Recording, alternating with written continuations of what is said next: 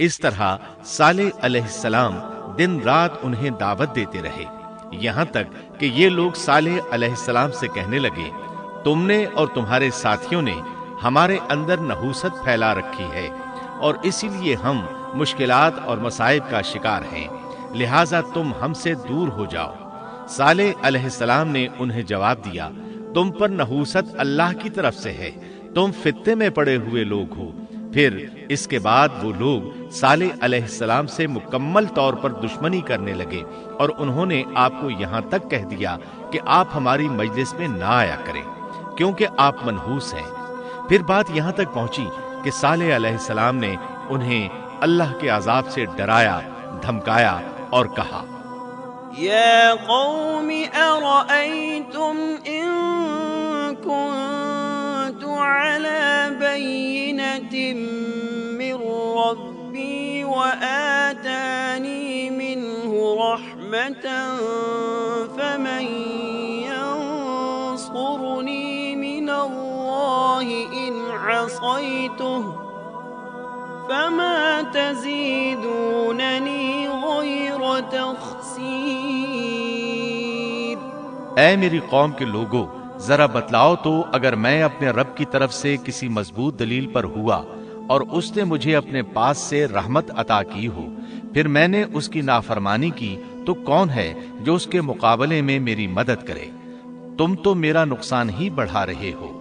یعنی فرض کرو اگر میں حق پر ہوا اور یقیناً میں حق پر ہوں اور اللہ تعالیٰ نے مجھے اپنی نبوت سے بھی نوازا ہے، پھر بھی میں تمہاری باتوں میں آ کر اس کی نافرمانی کروں تو بلا شبہ اس وقت میں گھاٹے میں ہوں گا اور تم بھی خسارہ پانے والے ہوگے۔ اس پر وہ ظالم لوگ مقابلے پر اتر آئے، کہنے لگے، اگر تو سچا ہے تو کوئی معجزہ لے آ، لیکن وہ معجزہ ہماری مرضی کے مطابق ہو، اس صورت میں ہم ضرور ایمان لے آئیں گے۔ آپ ایسا کریں کہ بستی کے کنارے پتھریلی چٹان میں سے دودھ دینے والی 10 ماہ کی حاملہ اونٹنی نکالیں، اس کا رنگ سرخ ہو۔ صالح علیہ السلام سے یہ مطالبہ کر کے وہ سردار لوگ ایک طرف بیٹھ گئے اور مذاق اڑانے لگے۔ ایک کہنے لگا اونٹنی 10 ماہ کی ہو، حاملہ ہو، دوسرا کہنے لگا لازمی طور پر اس کا رنگ سرخ ہو، پھر ایک تیسرا سردار بولا اس کی کھال پر بہت زیادہ اون ہو، چوتھا بولا موٹی تازی ہو، ہم نے پہلے اس قسم کی اونٹنی دیکھی نہ ہو، پانچواں بولا وہ اتنی بڑی ہو کہ اکیلی ایک دن تمام کنویں کا پانی پی جائے اور دوسرے روز ہم پئیں۔ یہ لوگ اسی طرح مذاق اڑا رہے تھے کہ صالح علیہ السلام نے ان سے کہا، اگر تمہاری مطلوبہ اونٹنی تمہیں مل جائے تو کیا تم ایمان لے آؤ گے؟ سب نے مل کر کہا، ہاں ضرور لے آئیں گے۔ صالح علیہ السلام نے فرمایا، تب تم ایک دن سب لوگوں کو جمع کر لو۔ مقررہ دن وہ لوگ جمع ہو گئے۔ ان کی موجودگی میں صالح علیہ السلام نے اللہ سے دعا کی، زمین پر زلزلہ طاری ہوا، ان کی آنکھوں کے سامنے چٹان پھٹی اور اس سے بالکل ویسی ہی اونٹنی نکلی جیسا کہ ان کا مطالبہ تھا۔ انہوں نے اپنی زندگی میں ایسی اونٹنی کبھی نہیں دیکھی تھی۔ اس میں وہ تمام صفات موجود تھیں جن کا ذکر ان لوگوں نے کیا تھا۔ اللہ تعالیٰ صالح علیہ السلام کی زبانی سورہ ہود آیت 64 میں فرماتے ہیں، وَيَا قَوْمِ هَٰذِهِ نَاقَةُ اللَّهِ لَكُمْ آيَةً فَذَرُوهَا تَأْكُلْ فِي أَرْضِ اللَّهِ وَلَا تَمَسُّوهَا بِسُوءٍ فَيَأْخُذَكُمْ عَذَابٌ قَرِيبٌ۔ اے میری قوم، یہ اللہ کی بھیجی ہوئی اونٹنی ہے، یہ تمہارے لیے ایک معجزہ ہے۔ اب تم اسے اللہ کی زمین میں کھاتی ہوئی چھوڑ دو اور اسے کسی طرح کی تکلیف نہ پہنچاؤ، ورنہ فوری عذاب تمہیں آ پکڑے گا۔ اس اونٹنی کو چونکہ کسی اونٹنی نے جنم نہیں دیا تھا، اس لیے اس کو ناقۃ اللہ یعنی اللہ کی اونٹنی کہا گیا۔ پھر صالح علیہ السلام نے فرمایا، لوگو سن لو، ایک دن یہ اونٹنی پانی پیے گی، ایک دن تم پیو گے، تم میں سے کوئی اسے تکلیف نہ پہنچائے، ورنہ اللہ کا بدترین عذاب تم پر نازل ہوگا۔ سورۃ القمر میں اللہ فرماتے ہیں، بے شک ہم اونٹنی کو ان کے لیے آزمائش بنا کر بھیج رہے ہیں، تم صبر کے ساتھ ان کے انجام کا انتظار کرو۔ اس نشانی کے ظہور کے بعد اللہ تعالیٰ نے صالح علیہ السلام کو مخاطب کر کے فرمایا، تم اب دیکھتے رہو کہ ان کا انجام کیا ہوتا ہے، ان کی سختیوں پر صبر کرو۔ ان سے کہہ دو کہ پانی پر ایک دن ان کا اختیار ہوگا اور ایک دن اس اونٹنی کا، خبردار کوئی زیادتی نہ کرے اور اس اونٹنی کو پانی پینے سے نہ روکے۔ سورۃ الشمس میں اللہ تعالیٰ فرماتے ہیں کہ ان سے اللہ کے رسول نے فرما دیا تھا کہ اللہ کی اونٹنی کی اور اس کے پانی پینے کی باری کی حفاظت کرو، یعنی اسے نہ تو پانی پینے سے روکو اور نہ ہی اسے کوئی تکلیف پہنچاؤ۔ اس معجزے کو دیکھ کر لوگ دو گروہوں میں بٹ گئے۔ بہت کم لوگوں نے صالح علیہ السلام کی پیروی کی، ان پر ایمان لائے، جبکہ اکثر لوگ پھر بھی اپنے کفر پر ڈٹے رہے۔ اللہ تعالیٰ فرماتے ہیں، ان لوگوں نے خود معجزے کا مطالبہ کیا تھا، لیکن اس کو اپنی آنکھوں سے دیکھنے کے باوجود ظلم پر اڑے رہے اور کفر پر اصرار کرتے رہے۔ سورۃ الحجر آیت 81 میں اللہ فرماتے ہیں، وَآتَيْنَاهُمْ آيَاتِنَا فَكَانُوا عَنْهَا مُعْرِضِينَ، اور انہیں ہم نے اپنی نشانیاں بھی عطا فرمائی تھیں، لیکن پھر بھی وہ ان سے گردن موڑنے والے ہی رہے۔ اسی طرح سورہ بنی اسرائیل میں اللہ تعالیٰ فرماتے ہیں، ہم نے قوم سمود کو نشان کے طور پر اونٹنی عطا فرمائی تھی، لیکن انہوں نے اس پر ظلم کیا۔ بلا شبہ وہ ایک واضح نشانی تھی، کوئی شخص یہ نہیں کہہ سکتا تھا کہ جادوگروں نے اسے پیدا کیا ہے۔ وہ اونٹنی ان میں موجود رہی، ان کے علاقے میں جہاں چاہتی چرتی، جب کنویں پر پانی پینے جاتی تو سارا پانی پی جاتی، وہ لوگ اس کا دودھ پیتے، دودھ سب کے لیے کافی ہو جاتا۔ ان کی آنکھوں کے سامنے اس نے ایک بچے کو جنم دیا، وہ شکل صورت میں بالکل اپنی ماں جیسا تھا، لوگ اسے دیکھ کر تعجب کرتے، بچہ اونٹنی کے ساتھ رہتا، یہ ایک واضح نشانی تھی، اس پر جادو کا گمان کیا ہی نہیں جا سکتا تھا۔ وہ اونٹنی ایک عرصے تک ان لوگوں میں رہی۔ اللہ فرماتے ہیں، ہم نے قوم سمود کو بطور نشان کے ایک اونٹنی دی تھی، لیکن انہوں نے اس پر ظلم کیا، حالانکہ یہ نشانیاں ہم لوگوں کو ڈرانے کے لیے ہی بھیجتے ہیں۔ وہ لوگ اس اونٹنی کو دیکھ کر متعجب ضرور ہوئے، لیکن ایمان پھر بھی بہت کم لوگ لائے، حالانکہ اس نشانی کے بعد انہیں چاہیے تھا ایمان لے آئیں۔ پھر ایک دن قوم کے سرداروں نے مشورہ کیا کہ اگر ہم نے صالح کو اسی طرح چھوڑ دیا تو کہیں لوگ ہمیں نہ چھوڑ دیں اور صالح کے پیروکار بن جائیں۔ اس اونٹنی نے تو ہمیں مصیبت میں ڈال دیا ہے، ہم پورا ایک دن پانی کو چھو بھی نہیں سکتے، کیونکہ یہ سارا دن پانی پیتی رہتی ہے۔ پھر یہ اس قدر دیو ہیکل ہے کہ اسے دیکھ کر ہماری بکریاں بھاگ جاتی ہیں، اونٹ اسے دیکھ کر خوفزدہ ہو جاتے ہیں، لہٰذا ہمیں چاہیے کہ اس سے چھٹکارا حاصل کر لیں۔ وہ آپس میں مشورہ کرتے رہے، آخر انہوں نے ایک آدمی منتخب کیا۔ مورخین کا اس پر اتفاق ہے کہ اس کا نام قدار بن سالف تھا، اس کے ساتھ اس کا ایک ساتھی بھی تھا۔ ان دونوں نے مل کر اونٹنی کو قتل کیا۔ اللہ تعالیٰ سورۃ القمر آیت 29 اور 30 میں فرماتے ہیں، فنادوا صاحبهم فتعاطى فعقر فكيف كان عذابي ونذر۔ پھر انہوں نے اپنے ساتھی کو بلایا، تب اس نے ہاتھ بڑھایا اور اس کی کونچیں کاٹ دی، پھر دیکھا ہمارا عذاب اور ڈراوا کیسا تھا۔ اس قدار کے بارے میں نبی کریم صلی اللہ علیہ وسلم کا ارشاد ہے کہ پہلے لوگوں میں سے سب سے زیادہ بدبخت یہی تھا۔ اللہ تعالیٰ نے قرآن مجید میں اس کا ذکر یوں فرمایا ہے، فنادوا صاحبہم، پھر انہوں نے اپنے ساتھی کو پکارا۔ سورۃ الشمس میں اللہ فرماتے ہیں، اذ انبعث اشقاها، جب ان میں بڑا بدبخت شخص اٹھ کھڑا ہوا۔ یہ بدبخت قدار اٹھا، اپنے ساتھی کو ساتھ لیا اور اونٹنی کو قتل کرنے کے لیے تیار ہو گئے۔ آپس میں مشورہ ہوا کہ یہ نہ کہا جائے ہم نے اسے قتل کیا ہے۔ اس طرح باقی لوگوں نے بھی ان سے اتفاق کیا۔ اللہ تعالیٰ سورہ نمل آیت 48 میں فرماتے ہیں، وَكَانَ فِي الْمَدِينَةِ 9 رَهْطٍ في الأرض ولا يصلحون۔ اور اس شہر میں 9 آدمی ایسے تھے جو زمین میں فساد کرتے تھے اور اصلاح نہیں کرتے تھے۔ مطلب یہ کہ یہ لوگ فساد کی انتہا کو پہنچے ہوئے تھے، ان میں بھلائی نام کو نہیں تھی اور نہ ان کا فساد کی اصلاح کا ارادہ تھا۔ بخاری، مسلم اور مسند احمد کی ایک حدیث میں ہے، رسول اللہ صلی اللہ علیہ وسلم نے ایک بار اپنے خطبے میں اس اونٹنی اور اسے مار ڈالنے کا ذکر فرمایا۔ آیت اذم بعثا اشقاہا کی تلاوت کرتے ہوئے فرمایا کہ جیسے ابو زمعہ تھا، اسی جیسا یہ شخص بھی اپنی قوم میں عزیز، دلیر اور بڑا آدمی تھا۔ تمام لوگوں نے اس بدبخت کے ساتھ عہد کیا اور اسے یقین دہانی کرائی کہ اگر تمہارے ساتھ کسی نے برائی کا ارادہ کیا تو تمام قوم تمہاری حمایت میں اٹھ کھڑی ہوگی۔ اس یقین دہانی کے بعد یہ بدبخت اونٹنی کے انتظار میں بیٹھ گئے۔ اونٹنی پہاڑ کی طرف سے آتی تھی اور پانی پی کر واپس چلی جاتی تھی، یہی اس کا معمول تھا۔ جب ان لوگوں نے چٹان سے اونٹنی کو نکلتے دیکھا تو اچانک حملہ کرنے کے لیے آگے بڑھے، لیکن اس کا جثہ دیکھ کر خوفزدہ ہو گئے، الٹے پاؤں بھاگے۔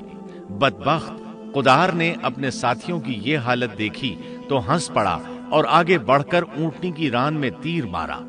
اس سے اونٹنی کی ران کی ہڈی ٹوٹ گئی اور وہ نیچے گر گئی۔ پھر اس ظالم نے اپنے ساتھیوں کو آواز دی اور آگے بڑھ کر اونٹنی کی کونچیں کاٹ دی۔ سورۃ الشمس میں اللہ تعالیٰ فرماتے ہیں، ان لوگوں نے اپنے پیغمبر کو جھوٹا سمجھ کر اس اونٹنی کی کونچیں کاٹ دی، بس ان کے رب نے ان کے گناہوں کے باعث ان پر ہلاکت ڈالی اور پھر ہلاکت کو عام کر دیا اور اس بستی کو برباد کر دیا۔ اونٹنی کی کونچیں کاٹ دیے جانے کے بارے میں اللہ تعالیٰ ایک دوسرے مقام پر فرماتے ہیں کہ پس انہوں نے اونٹنی کو مار ڈالا اور اپنے پروردگار کے حکم سے سرتابی کی اور کہنے لگے، اے صالح، جن عذابوں سے تو ہمیں دھمکاتا رہتا تھا، اگر تو واقعی پیغمبر ہے تو ان عذابوں کو ہم پر نازل کرا دے۔ اونٹنی پر حملہ ہوتے ہی اس کا بچہ بھاگ نکلا تھا۔ وہ پہاڑ کی چوٹی پر چڑھ گیا، 3 مرتبہ بلبلایا۔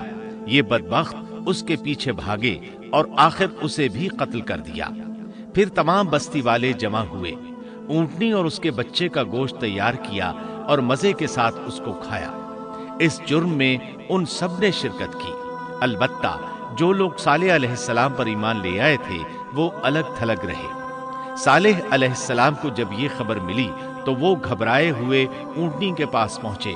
اونٹنی بے جان پڑی تھی، اس کا بچہ بھی بے جان تھا۔ لوگ ان کے گرد جمع تھے اور ان کا گوشت کھا رہے تھے۔ اس وقت صالح علیہ السلام نے ان سے کہا، فقال تمتعوا في داركم 3 أيام ذلك وعد غير مكذوب۔ اس پر صالح نے کہا کہ اچھا تم 3 دن تک اپنے گھروں میں رہ سہ لو، یہ وعدہ جھوٹا نہیں ہے۔ مطلب یہ کہ تمہیں صرف 3 دن کی مہلت ہے، اس کے بعد تم سب کے سب ہلاک کیے جاؤ گے۔ وہ صالح علیہ السلام کی بات کو رد کرتے ہوئے انہیں دھمکیاں دینے لگے کہ جن عذابوں کا تو ہم سے وعدہ کر رہا ہے، اگر تو سچا ہے تو ان کو ہم پر نازل کر دے۔ اس کے بعد وہ جمع ہو کر مشورہ کرنے لگے کہ آج رات صالح کو بھی مار ڈالو۔ ان کے اس مشورے کے بارے میں اللہ تعالیٰ سورۃ النمل آیات 48 اور 49 میں فرماتے ہیں، اس شہر میں 9 سردار تھے، وہ زمین میں فساد پھیلاتے رہتے تھے اور اصلاح نہیں کرتے تھے۔ انہوں نے آپس میں بڑی بڑی قسمیں کھا کھا کر عہد کیا کہ رات ہی کو صالح اور اس کے گھر والوں پر چھاپا ماریں گے اور اس کے وارثوں سے صاف کہہ دیں گے کہ ہم اس کے اہل کی ہلاکت کے وقت موجود نہیں تھے اور ہم بالکل سچے ہیں۔ اب یہ لوگ صالح علیہ السلام کے گھر کی طرف چلے۔ اللہ تعالیٰ سورۃ النمل آیات 50 اور 51 میں فرماتے ہیں، وَمَكَرُوا مَكْرًا وَمَكَرْنَا مَكْرًا وَهُمْ لَا يَشْعُرُونَ فَانظُرْ كَيْفَ كَانَ عَاقِبَةُ مَكْرِهِمْ أَنَّا دَمَّرْنَاهُمْ وَقَوْمَهُمْ أَجْمَعِينَ۔ اور انہوں نے ایک داؤ کھیلا، سو ہم نے بھی ایک ایسا داؤ کھیلا کہ انہیں خبر بھی نہ ہوئی، پھر دیکھو کہ ان کے داؤ کا کیا انجام ہوا، ہم نے انہیں اور ان کی ساری قوم کو ہلاک کر دیا۔ صالح علیہ السلام کا گھر پہاڑ کی بلندی پر تھا۔ یہ فسادی لوگ ابھی اوپر چڑھ رہے تھے کہ زمین حرکت کرنے لگی۔ ایک چٹان اوپر سے لڑھکتی ہوئی آئی اور ان تمام کو پیس کر رکھ دیا۔ ان 9 فسادی لوگوں کی ہلاکت کے ساتھ ہی اللہ کے عذاب کی ابتدا ہو چکی تھی۔ چنانچہ صالح علیہ السلام نے اپنے ساتھیوں کے ساتھ اس بستی کو چھوڑ دیا، یعنی وہ ہجر کے علاقے سے نکل گئے۔ صبح ہوئی تو لوگوں نے ایک عجیب منظر دیکھا۔ قوم سمود کے تمام لوگوں کے چہرے زرد پڑ چکے تھے، وہ سب رونے لگے کیونکہ عذاب کے آثار شروع ہو چکے تھے۔ دوسرے دن تمام لوگوں کے چہرے آگ کی طرح سرخ ہو گئے اور تیسرے دن تمام کے چہرے سیاہ ہو چکے تھے۔ اپنی یہ حالت دیکھ کر سب لوگ رونے اور چیخ پکار کرنے لگے، اپنی قبریں کھودنے لگے۔ اب انہیں یقین ہو چکا تھا کہ عذاب کا وعدہ برحق تھا۔ اللہ تعالیٰ نے انہیں پہلی قوموں کی طرح ایک قسم کا عذاب نہیں دیا تھا، جیسے قوم نوح کو صرف طوفان کے ذریعے ہلاک کیا گیا، قوم عاد کو صرف طوفانی ہوا کے ذریعے ہلاک کیا گیا، لیکن قوم سمود کو اللہ تعالیٰ نے طرح طرح کے عذابوں سے دوچار کیا، اس لیے کہ انہوں نے اپنی مطلوبہ شرط پوری ہونے کے باوجود ایمان قبول نہیں کیا تھا۔ عذاب کی ابتدا زلزلے سے ہوئی، زمین حرکت کرنے لگی۔ اس کی وجہ سے وہ لوگ اپنے گھروں میں اوندھے کے اوندھے پڑے رہ گئے، ان میں اٹھنے کی طاقت تک نہ رہی۔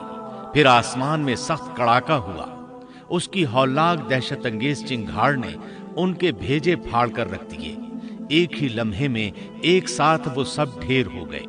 ان کی ہلاکت اور تباہی کو بیان کرتے ہوئے اللہ تعالیٰ سورۃ الزاریات آیات 43 تا 45 میں فرماتے ہیں، وَفِي ثَمُودَ إِذْ قِيلَ لَهُمْ تَمَتَّعُوا حَتَّى حِينٍ فَعَتَوْا عَنْ أَمْرِ رَبِّهِمْ فَأَخَذَتْهُمُ الصَّاعِقَةُ وَهُمْ يَنظُرُونَ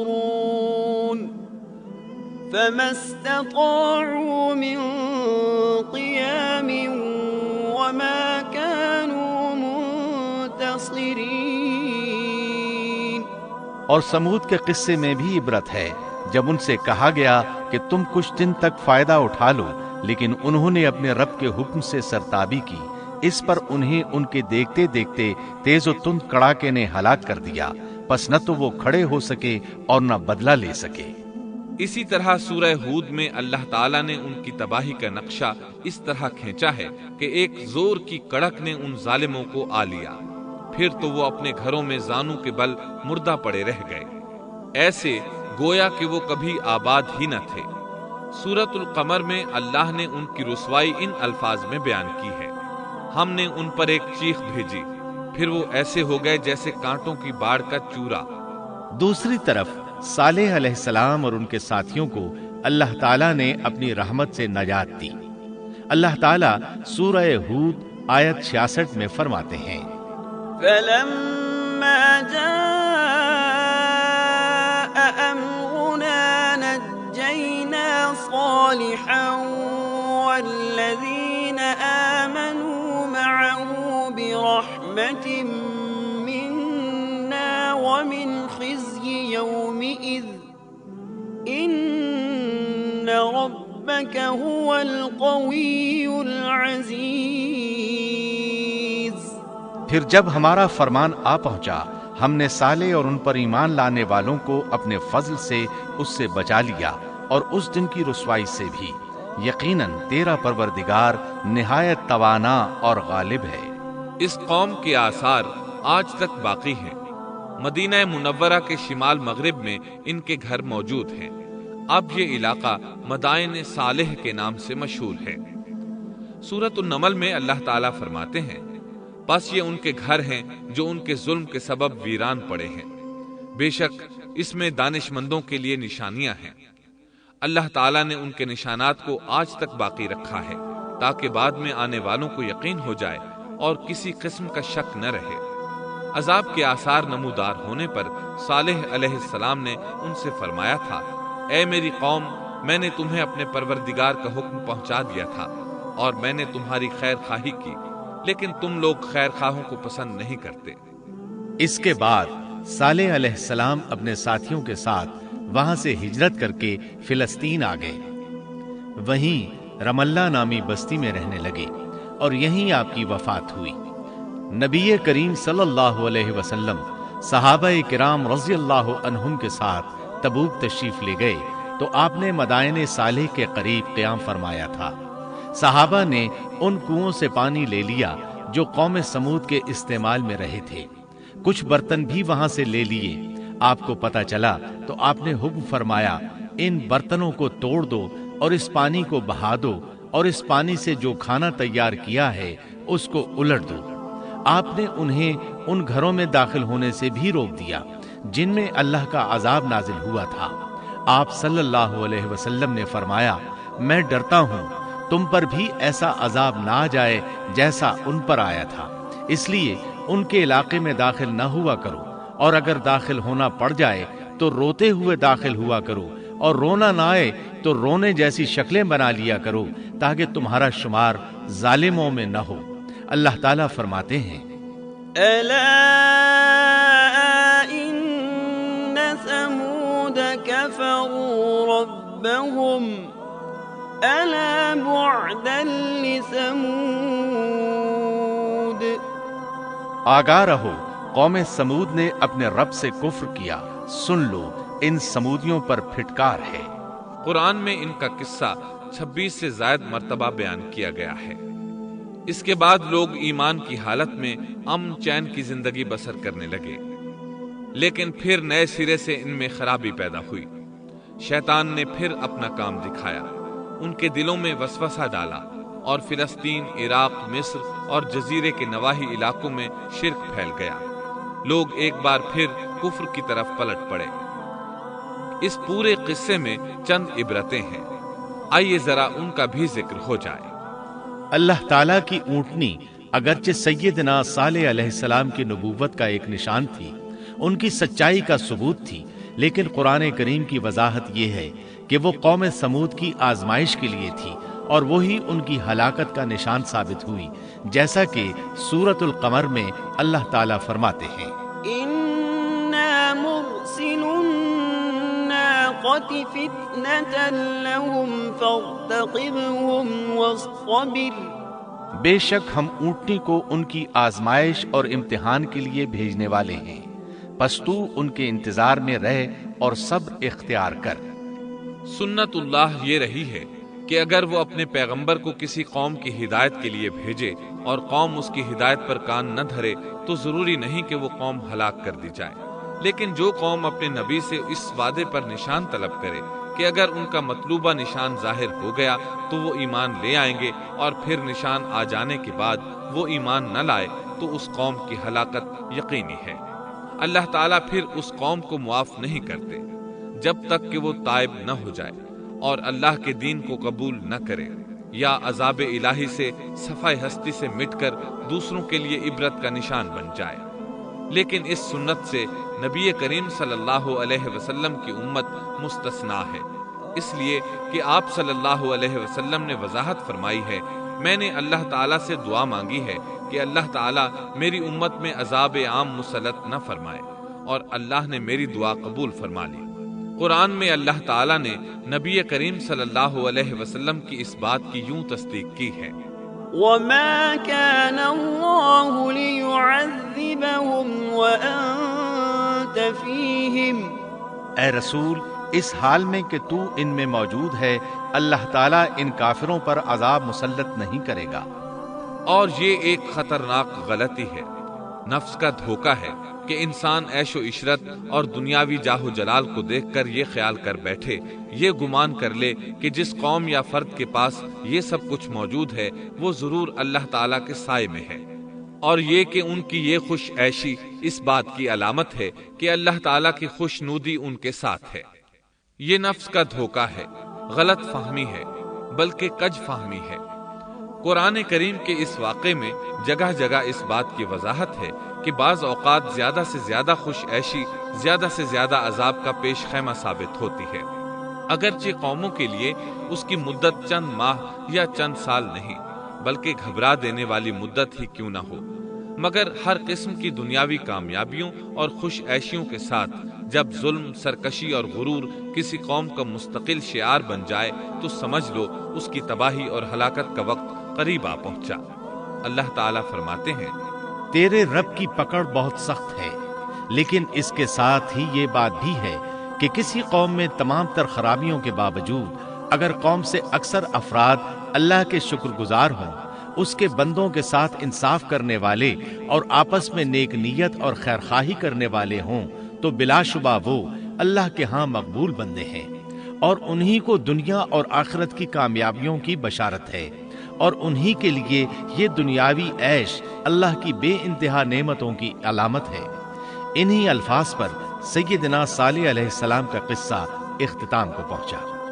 قصص الانبیاء کے چھٹے حصے بت شکن میں آپ یہ سنیں گے، سیدنا ابراہیم علیہ السلام کا نام و نسب اور قرآن مجید میں ذکر خیر، قوم کو اور اپنے والد کو دعوت توحید، قوم کا جشن کے لیے نکلنا اور سیدنا ابراہیم علیہ السلام کی بت شکنی، بت پرستوں کا غصہ اور ابراہیم علیہ السلام کو آگ میں ڈالنے کا فیصلہ، سیدنا ابراہیم علیہ السلام کا اللہ پر توکل اور آگ کا گلزار بن جانا، نمرود کون تھا، سیدنا ابراہیم علیہ السلام کا نمرود سے مناظرہ، شام کی طرف ہجرت، اہل شام کی ہٹ دھرمی اور سیدنا ابراہیم علیہ السلام کی مصر کی طرف ہجرت، سیدہ سارہ علیہ السلام مصر کے ظالم بادشاہ کی تحویل میں، سیدنا ابراہیم علیہ السلام کی ارض مقدس فلسطین کی طرف ہجرت اور سیدنا لوط علیہ السلام کی بستی صدوم کی طرف روانگی،